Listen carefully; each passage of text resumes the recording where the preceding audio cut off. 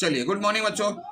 आइए अब थोड़ा आगे चलते हैं। पेज नंबर 45 में प्रसंग यह चल रहा था कि मोहन बाबू अपनी पत्नी मनोरमा से, उनके व्यवहार से दुखी हैं और वह अपने दुख को प्रकट करते हैं कि उन्हें अकपट प्यार चाहिए था। उन्हें क्या, सारी दुनिया को, मुझे भी चाहिए, सबको चाहिए, वह नहीं मिलता है। अगर दुनिया सारी एक तरफ हो और अगर पत्नी सही हो तो भगवान को भी भागना पड़ता है। बहुत सारी कहानी जरा पढ़िए, कितनी कहानी बताएं। पत्नी अगर सही हो तो भगवान को भी सोचना पड़ता है, नहीं भागना पड़ता है। भाग जाते हैं मैदान छोड़ करके। पतिव्रता स्त्री के सामने भगवान को भी पैर में रहना पड़ता है उस स्त्री के, उसमें उतनी ताकत है। और जब ऐसी ताकत वाली स्त्री जब अपने महत्व को ना समझे, अपने महत्व का सदुपयोग ना करे तो ऊपर वाला ही बचाए। आगे की घटना है कि मनोरमा घबरा उठी। उनके प्रति अविश्वास का जो एक कोना था उसको छोड़ दी और बाहर से जो दिख रहा था उसे देखकर घबरा गई। याद रखना है हम लोगों को कि व्यक्ति का शरीर तभी गड़बड़ होता है जब उसका मन गड़बड़ होता है। मन का प्रभाव शरीर पर बहुत ज्यादा प्रभाव डालता है। मन के हारे हार है, मन के जीते जीत। अब परम ब्रह्म को पाइए मन की ही प्रतीत। ये मन, छोटा उदाहरण, सांप काटा, हार्ट फेल, सांप काटा, आजा चलेगा, उसका इलाज संभव है। ठीक है, तो कह रहे थे कि इसमें मन का प्रभाव जो पड़ता है शरीर पर, उस पर लोगों का ध्यान जाता है। लेकिन मन के भीतर झांकने वाले लोग अगर मिल जाए ना तो समझ लीजिए कि भगवान ना मिले बेहतर, लेकिन उस व्यक्ति को आप धन्य माने, वही आपके लिए भगवान है। मनोरमा बेचैन होते क्यों? उनके शरीर में कुछ जो हलचल होते उसे देखकर। चुप रहिए, आपकी तबीयत बिगड़ रही है, शांत हो जाइए।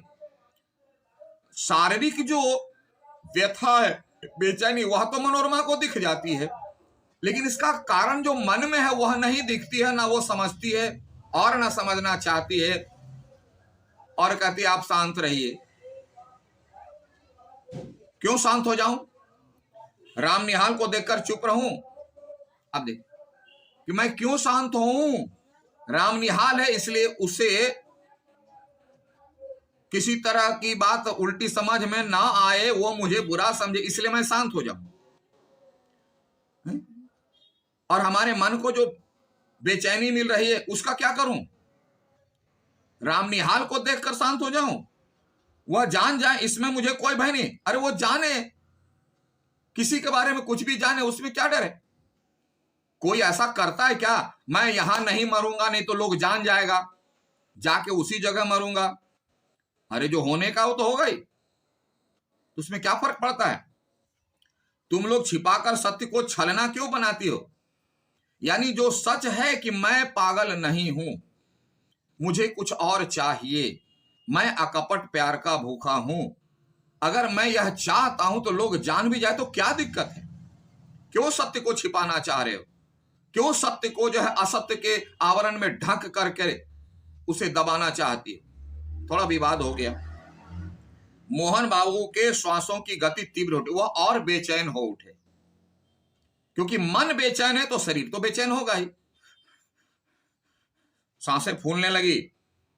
मनोरमा ने हताश भाव से मेरी ओर देखा। फिर मनोरमा जाती है राम निहाल के पर ताकने के लिए कि मैंने आपको पहले कहा था ना, जैसे वह कह रही हो कि देखे ना मेरे पतिदेव कैसे पागल हैं, कितने पागल हैं, मैंने आपको तो पहले ही कहा। और इसका अर्थ जो है मनोरमा बहुत कुछ दूसरा लगा है, राम निहाल दूसरा लगा रहा है। वह चांदनी रात में विशुद्ध प्रतिमा से निश्चेष्ट हो रही थी, यानी प्रतिमा से निश्चय मत हुआ, किंग कर्तव्य विमूढ़, वह बिल्कुल समझ नहीं पा रही थी वह क्या करे। उसके व्यवहार से सब समस्या की जड़ एक है। अगर मनोरमा मोहन बाबू को अकपट स्नेह देती तो ये परेशानी नहीं आती। वो ना मिलने के कारण जो है ये सारी परेशानियां खड़ी है, क्योंकि मनोरमा के मन में भी संदेह है कि मोहन बाबू उसके पति थोड़े थोड़े पागल हैं। बस यही तो बीज है, विश्वास के घड़े में छेद हो गया। ऐसा नहीं होना चाहिए। मैंने सावधान होकर कहा, सावधान मतलब रामनिहाल अलर्ट हो गया कि कहीं कुछ हुआ तो नाव डूबेगी, और मन में यह भी है कि मनोरमा ना बिगड़ जाए। माझी अब घूम चलो, माझी को आदेश दिया चलो वापस। कार्तिक की रात चांदनी से शीतल हो चली थी, मतलब धीरे धीरे अब ठंडक बढ़ रही थी चांदनी की। नाव मान मंदिर की ओर घूम चली, मान मंदिर घाट। मैं मोहन बाबू के मनोविकार के संबंध में सोच रहा था। मनोविकार मानसिक रोग। जब कोई लोग किसी की बातों को समझने में असफल होते हैं तो एक ही है, सीधा पागल है। पागल भी एक प्रकार का रोग है और उसे रोग कहते हैं। लेकिन उसके कारण को समझकर उसे दूर करने का सामर्थ्य जिसमें हो वही आपका अपना है, नहीं तो नहीं। अब रामनिहाल क्या समझ रहा है? मनोविकार के संबंध में सोच रहा है। अब रामनिहाल सोच रहा है कि मोहन बाबू सही में पागल है। पत्नी बोल रही है भाई अब थोड़ा देख भी रहे हैं, क्योंकि क्यों पागल है ये तो समझ में आएगा नहीं। क्योंकि अगर मैं बीमार क्यों पड़ता हूं तो बिना ब्लड टेस्ट कराए तो पता नहीं चलेगा ना कि मलेरिया है कि डेंगू है कि कोरोना है कि क्या है। और ये तो कौन करेगा? पैथोलॉजी में जाकर करेगा और डॉक्टर ही पकड़ेगा कितना परसेंटेज होना चाहिए। तो रामनिहाल कैसे पकड़ लेगा? यह तो शिक्षा और ज्ञान पर निर्भर करता है, जो रामनिहाल के पास है नहीं। वह सामान्य समझ रहा है कि रामनिहाल मोहन बाबू जो है पागल है, उसके बारे में उसकी पत्नी नहीं जानेगी तो कौन जानेगी, और पत्नी मेरी ओर आकर्षित है, वह मोहन बाबू को तलाक देना चाहती है, परेशान है, मजबूर है। ये सारी बातें उसके दिमाग में आ रही है। कुछ देर चुप रहने के बाद मोहन बाबू फिर अपने आप कहने लगे, स्वयं में अपने आप। बहुत लोग परेशान अपने आप से बात करते हैं। ब्रज किशोर को मैं पहचानता हूं, उनके रिश्तेदार हैं। मनोरमा, उसने तुम्हारे साथ मिलकर जो षड्यंत्र रचा है, देखो कौन सा मिलकर षड्यंत्र? संपत्ति का विवाद है। मोहन बाबू को ब्रज किशोर बाबू पागल घोषित कराना चाहते हैं ताकि उनकी संपत्ति का हिस्सा या मैनेजरी जो भी है ब्रज किशोर बाबू को मिल जाए। और इसमें जो है मनोरमा को भी समझा देते हैं कि तुम्हारा पति पागल है, अगर कोई पूछे तो बता देना। क्यों? कि अगर पत्नी पति के बारे में कुछ भी बोले, चाहे जो भी बोले, वह सच माना जाएगा। क्यों? एक तो महिला, और दूसरी बात पत्नी से ज्यादा सच बात अपने पति के बारे में कौन बता सकती? कोर्ट में भी खड़ा होकर बोले उसे सच माना जाएगा। इसलिए ब्रज किशोर जो है उसको मोटिवेट करके रखता है कि अगर ऐसी नौबत आई तो कोर्ट में भी खड़ा होकर मनोरमा कह सके कि हाँ मेरे पति थोड़े पागल हैं, क्योंकि पागल की बात को कोर्ट नहीं मानती, खारिज हो जाएगा। और मोहन बाबू को हटा दिया जाए, उसकी बात को सच नहीं माना जाएगा, और प्रॉपर्टी की देखभाल या उसका जो भी है ब्रज किशोर को बना दिया। इसलिए ब्रज किशोर जो है उसकी पत्नी को ही मोटिवेट करता है, छोड़ दिए बात, चले जाइए बाइबल में आदम और एव की कहानी में, वहां भी शैतान पुरुष को नहीं बहका सका तो उसकी पत्नी को बहकाया, जिसके चलते प्रभु से श्राप मिला और मनुष्य जीवन में स्त्रियों को यह कष्ट मिला और मनुष्य जीवन को कष्ट मिला शुरू से आए। इसीलिए कहा अगर शक्तिवान हो जाए, समझदार हो जाए तो दुनिया सुधर जाए। ब्रज किशोर को मैं जानता हूं, मनोरमा, उसने तुम्हारे साथ मिलकर जो षड्यंत्र, मुझे पागल बना देने का जो उपाय हो रहा है उसे मैं समझ रहा हूं। तुमको ही मोटिवेट कर रहा है, मेरे अगेंस्ट भड़का रहा है। इसलिए मेरा और इस पाठ के माध्यम से साफ साफ संदेश है कि किसी भी दुनिया की किसी भी पत्नी को दूसरों की बहकावे में कभी नहीं आना चाहिए। जो भी हो जाए, जो भी हो जाए, कभी नहीं आना चाहिए। और दूसरा कि अपनी भीतरी बात को किसी से, दुनिया की दीवारों से भी शेयर नहीं करना चाहिए, क्योंकि दीवारों के भी कभी कभी कान होते हैं, जिसका परिणाम यहां है।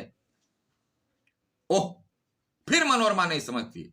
आप चुप ना रहेंगे, मतलब उनकी बातों को समझ कर कुछ व्यवहार करने, सीधे स्टॉप, चुप रहिए। मैं कहती हूं यह व्यर्थ का संदेह आप मन से निकाल दीजिए। यानी मनोरमा अपने पति को, अपने पति के बारे में पागल कह सकती है, और एक नौकर से 2 बार 3 बार शेयर भी कर सकती है, वो भी चुपके चुपके कानों में। लेकिन अगर मोहन बाबू, ब्रजकिशोर बाबू के बारे में कुछ कह दें तो मनोरमा उसे डिनाई करती कि नहीं, ये गलत है। अरे गलत है तो बाहर को गलत सिद्ध कीजिए। ये है रिश्ता, ये है विश्वास। अपने ही पति को गलत सिद्ध कर रहे हैं, उनकी बात को बिना समझे, बिना सोचे गलत सिद्धि करना है तो बाहर वालों कीजिए। इससे रिश्ता, विश्वास प्रगाढ़ होता है। और क्या कहती है सुन लीजिए, यानी आप तो टोटली चुप हो जाए, या मेरे लिए संख्या मंगा दिए। संख्या का तो एक जहर है जिसको खाने से व्यक्ति मर जाता है। ये पत्नियों की धमकी, मायके चले जाएंगे तो जहर ला दीजिए तो मर जाएंगे। बस ये मनोरमा का ड्रामा शुरू हो जाता है। अब इसमें पति बेचारा क्या करे, शांत हो जाता है। ये जो ब्लैकमेलिंग है ना, बिना मन की, दिल की भावना को सोचे समझे उस पर ब्लेम कर देना, उस पर अविश्वास करना और बाहर वालों पर विश्वास करके बातों का शेयर करना, यह दुनिया का सबसे बड़ा संदेह पैदा करता है। और यहीं से जीवन में कड़वाहट की शुरुआत होती है। बहुत सारे उदाहरण भरे पड़े हैं, मैं आपको कितना कितना बताऊं। समय आते जाता है, प्रसंग आते जाता है, बताऊंगा आपको। छुट्टी हो, किस बात की छुट्टी? आपसे छुट्टी, कि आप के साथ मेरा ये जो पागलपन वाला रिश्ता है कैसे होगा। लेकिन समझदारी की कमी है, समझ की कमी है, जिसके चलते ये परेशानी। क्या समझ? अपने पति, अपनी पत्नी पर 101% विश्वास करना ही पड़ेगा। और किसी भी कीमत पर, किसी कीमत, मतलब कीमत क्या, सबसे ज्यादा बड़ी कीमत है मृत्यु। मृत्यु पर्यंत भी किसी से कोई बात नहीं शेयर करनी है, अपनी बात। यही तो संदेह, ठीक है। तो संख्या मंगा दीजिए, मतलब नहीं तो जहर ला दीजिए। ओ, यानी तो आप चुप हो जाइए, नहीं तो जहर मंगा दीजिए, हम खा के मर जाएंगे। ये जो है लगभग सभी पत्नियों की धमकी रहती है। तो चलिए, पेज चूंकि यहां खत्म हो रहा है इसलिए इसको यहीं समाप्त करते हैं। फिर अगला अंश अगली कक्षा में। Okay, thank you, bye.